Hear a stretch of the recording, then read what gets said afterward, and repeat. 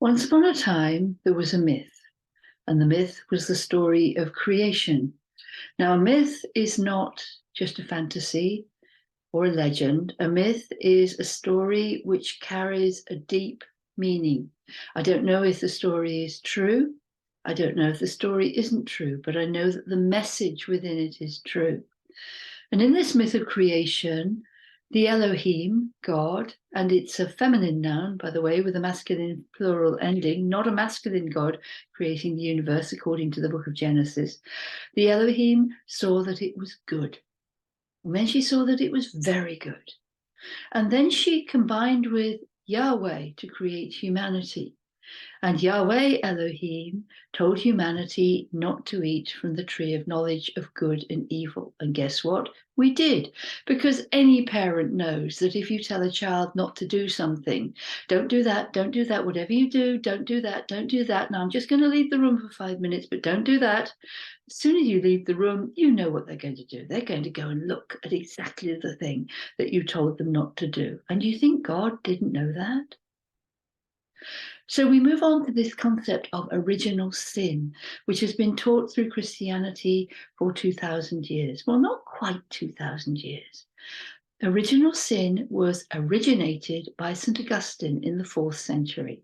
Up till then, there was the idea that humanity disobeyed God in the Garden of Eden and had to leave the garden because of that. And we assumed that was a bad thing. But then St. Augustine came up with this idea that we had been so bad that God had to send Jesus to die to save us. And then St. Anselm in the 13th century added to that with penal substitution theory, which was the idea that no sacrifice a human could ever make would be big enough or good enough to atone for our sin in the Garden of Eden. So God would have to send his own son and kill his own son to expiate our sin. That is not a loving God. That is not a God you can be confident about, a benevolent God.